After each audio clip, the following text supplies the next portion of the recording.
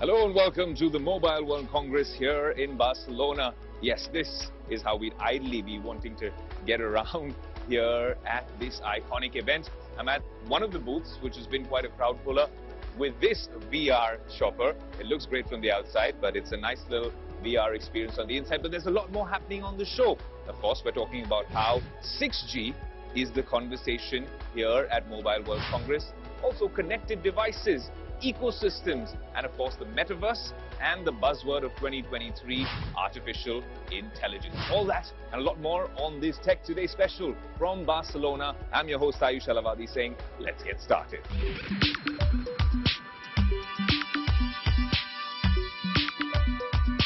Well, this is an ordinary phone. This is what phones and devices of the future are going to look like. Rollable tech, a proof of concept here at the Lenovo Motorola stand. Of course, we've seen all sorts of foldables on the show, but you can see how that display is rolling right in front of your eyes. And it's happening here with their tablet and keyboard concept as well.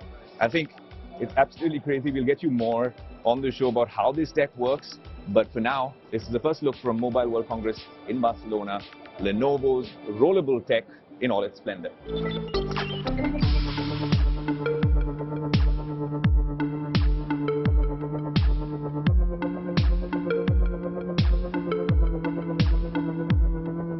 Motorola riser concept that we hope will soon be a reality.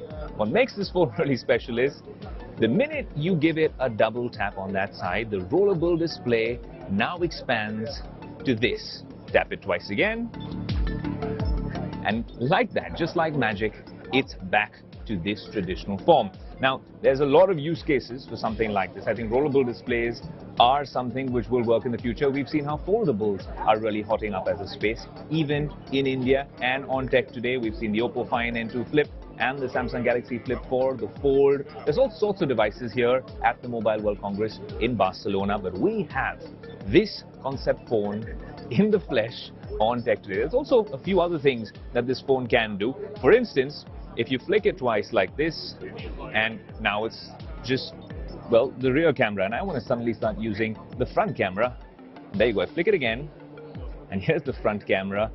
And if you notice, when I did that, this display was untouched. It rolled further out there, the camera is revealed, as is the earpiece. You flick it back again, and there you go.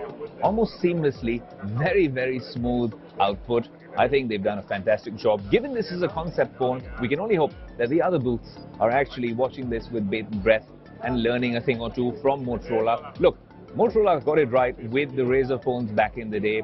They really were the talk of the town with their flip devices. And now, with this, the riser concept, I think they're on to something special. Obviously, this is just a concept phone. A lot of things will change. For instance, what is this display at the back going to be used for? Because this is also part of this particular device.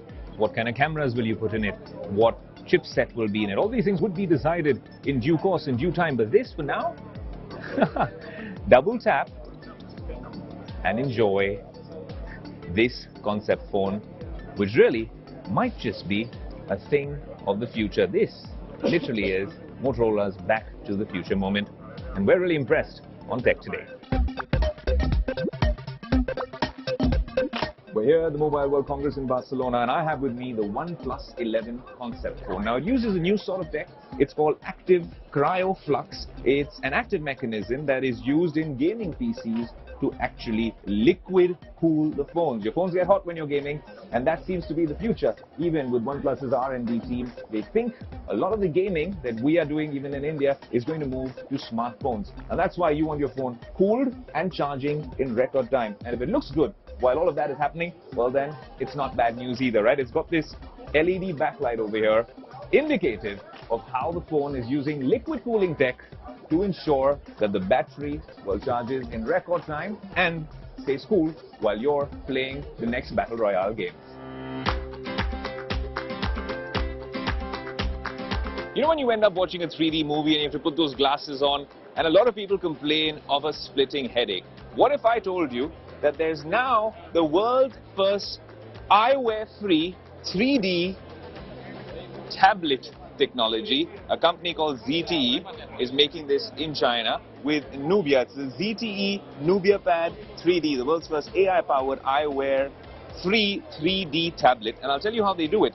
They do it using AI with these cameras. It's always good to cover good tech, and I think this is very interesting. I'll tell you how the output is. Well, the minute you put any content on this particular tablet, you hit play, and even if it's in 2D, and you take a normal file, hit 3D, it processes in a matter of seconds, and then you have, at this angle only, a fully 3D movie. How is it making it happen? Maybe you don't see it from this angle, but you see it from this angle, and that's your normal viewing angle with one face right here with facial recognition. These two cameras are making the magic happen, so to speak. They also have a similar light field technology at the back if you want to use this to shoot content.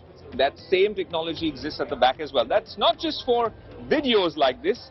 What if you want to shoot a 3D photo? Well, this is the world's first AI-powered 3D tablet, and you can do that as well. Go on the Leica cam, switch over the camera, and we'll show you me and my camera crew right here. And you can take a video or a 3D photo. Now, I don't know how much of it you can see, but it is quite fascinating that this sort of product is now here at the Mobile World Congress in Barcelona. Also, although this is, well, a China product, it does ship globally. So come April, you'll be able to order this anywhere around the world. The world's first 3D eyewear-free tablet. Interesting? Let me know.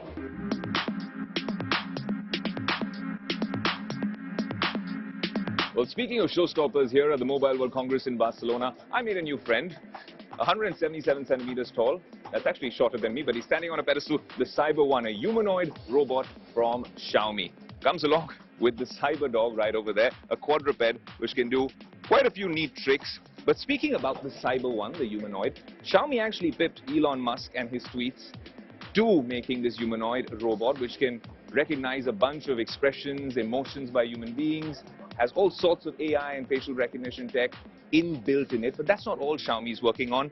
While this is a showstopper with everyone actually coming to the Xiaomi stall for this, this is what Xiaomi launched here in Barcelona. In fact, we were at the pre-launch event where we found out where this floating telephoto mechanism with this Leica lens, not just a gimmick, and I'll tell you more about that in a bit, but co-engineered with Leica, not just like the other brands who essentially are talking about color science and just some small little marketing partnership.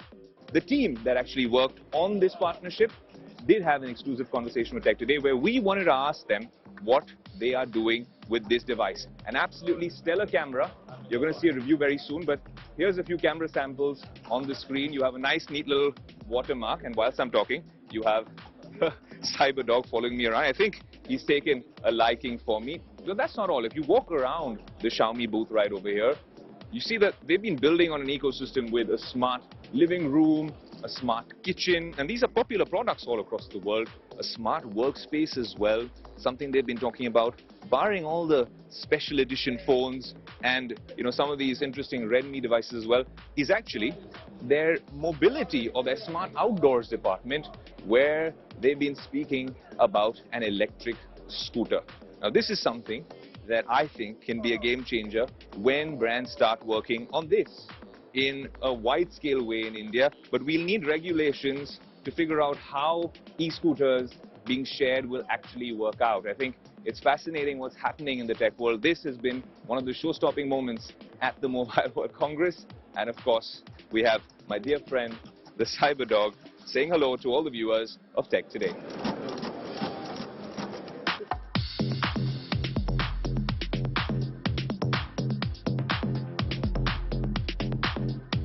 Here's another big launch at the Mobile World Congress in Barcelona, and we have it exclusively for you on Tech Today. Come May or June, this is most likely going to light up the market back home in India. And you're seeing it first, the Tecno Phantom V Fold here in the flesh. And the price has been revealed, and that's really the showstopper. I'll tell you a little bit more about the specs of this device, but in terms of the price, at 79,999, under 80,000 rupees for early adopters. That would be the guys who essentially pre-book it. Just to give you some perspective, the only other fold that we've had on the show and in India is the Samsung Galaxy Fold. Costs, well, an entire bucket load more for a device which is essentially the same form factor. Very different camera module right here. Honestly, when you're holding it, it looks and feels as premium as any other device we've had from the foldable line. Now, we've shown you flip phones, we've shown you rollable phones here as well. And finally, we have a foldable launch here as well. A little bit more about the specs of the phone. You have a 5-lens camera system, a rear camera, a 50 megapixel main camera, 50 megapixel telephoto, a 30 megapixel wide angle and a 32 megapixel front camera, sub-screen, main screen, 16 megapixel camera. Well, obviously, this is a foldable, so you can take a selfie like this. And if you don't like that camera, then you can always use this particular camera. And then you also have a camera right here. In terms of charging, it comes with a 5000 mAh battery, 45 watt supercharge. It's a 5G device, and most importantly, it comes with an interface and an OS which was built for foldables only. 256 or 512 gigs of storage. In terms of the RAM, you can add 9 gigs more of virtual RAM and hope. And we really expect this to be a snappy one. It comes with obviously parallel window like the flex mode on the Samsung, split screen, all sorts of things on this one device. And of course, it comes with a MediaTek Dimensity 9000 Plus. Now that's different from the Samsung Galaxy Fold, which of course comes with the Snapdragon 8 series chipset. But this is an interesting launch for the Indian market. And come May, April and May, and maybe before that, we will give you exclusive access to this foldable. But first, this is the first time you're seeing this on Tech Today.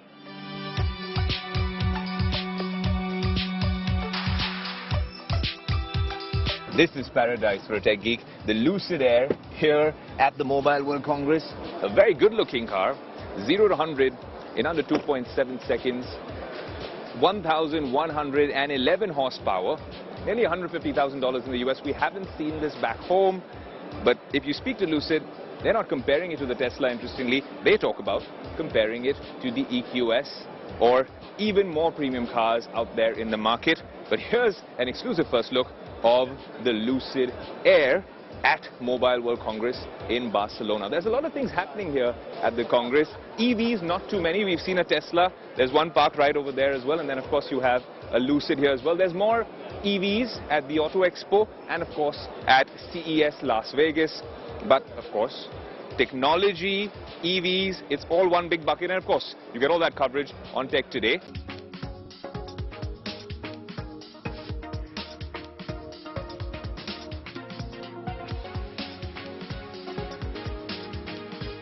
You know, some of the biggest conversations in the world of technology start here at the Mobile World Congress in Barcelona. And the change makers, the thought leaders are all here under one roof in the heart of Barcelona. One of them is here with me, Rajan Vagaria. Sir, thank you so much for joining us. Nice meeting you. Okay. It's always a pleasure to have him on the show. But a lot of the conversations that start here, like I said, end up dictating the future of technology for the years to come. A couple of years was subdued here at Mobile World Congress in Barcelona for obvious reasons. It's back with a bang. The last time we met and the last time conversations were happening here was all about 5G. Now, I hear a lot of murmurs of 6G as well. Do you think where we are placed in India and your understanding of the Asia and the India business, are we ready for that transition? We've just gotten into deployment of 5G. Where does the 6G journey begin? I think that's an interesting question. And I would say that this is that place where you would see the first of the glimpses and some form of what is going to come over the next few years. So I consider MWC as that one destination for anybody to go to look at what you should expect in the next few years. Yeah. Now, obviously, the cadence of any G is always typically around 10 years. We are in the 4th year of a 5G. So that way, by a simple cadence perspective, 6G is not expected for another 6 years. Yeah. Or 7 years. Having said that, quite a few things which you would, as you walk around the Qualcomm booth and you get to see in terms of the technology we are showcasing. These are early technology demonstrations which eventually could become a part of the 6G definition, right? 5G is here for last 4 years. What you are going to see is quite a few more years of 5G taking up the scale. I consider 5G as two parts, a phase 1 and a phase 2. We are probably at the end of the phase 1 of 5G deployments globally. And for India, we are probably starting 5G now. So over the next 2 to 3 years, you will see the scaling up of 5G across the globe as most operators have scaled. And then additions onto 5G, like millimeter wave, are going to see a ramp up in the second phase of the 5G.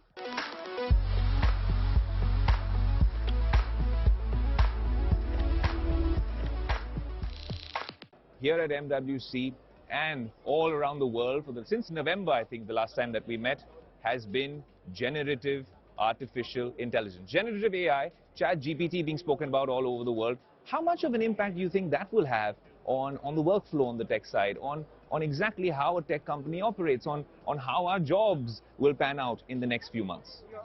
I am so happy about the generative AI. The reason I'm happy is it's the same way, because we are in Mobile World Congress. I'll give you an example that 95, 96, if you remember, India was one of the most highest cost per minute call, and incoming and outgoing both charge 16 rupees a minute. And those blind calls, call me back. And I was from that upbringing, and I land in Hong Kong airport.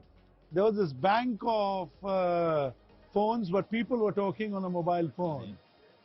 And I came back and I said, this is an industry you need to be in.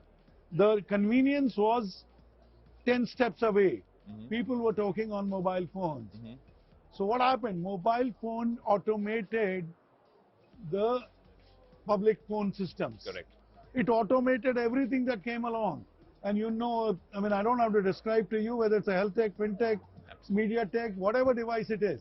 Absolute disruptor. Now, to me, it did not take away jobs, it created jobs. Now, this is exactly what I think about generative AI, that the use cases are there, and the more they get defined, that means more jobs it will create. Technology is the heart of everything. And that's a brilliant answer, as always, CP sir. But when we're talking about jobs, I know we've discussed this often as a theme much before the onset of the tech winter. Now we're in the heart of it, in Chile, Barcelona. It snowed here at Mobile World Congress.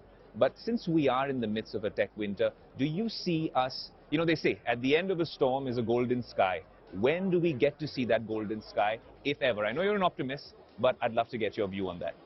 So I don't even know why you call it a winter. 3 weeks ago was a LEAP IT conference in Saudi Arabia. I promise you that there I met colleagues who had to stay 3 hours away because there was not a hotel available in Riyadh. Their whole conference center had to be shut down at 4 o'clock because they could not take any more visitors. You are here in Mobile World Congress. I know it's chilly outside, but reality is a warmth inside. That's true. The number of people, I was so proud when anti-phishing software is launched by Tanla yesterday in this Mobile World Congress. That a sandstorm, which is a code name as I told you. Yes. But a sandstorm, or for networkoperations.ai, we are launching a product here. So I don't think it's a tech winter. I think, in my opinion, is the opportunities are just opening up, and the level of enthusiasm. I promise you that every time I come to Mobile World Congress, my battery goes 110%. Well, all work and no play on this show at the Mobile World Congress in Barcelona makes me a very dull guy. That's why we now are going to get into the 9-bot Go Card Pro from Segway and hope to have some fun.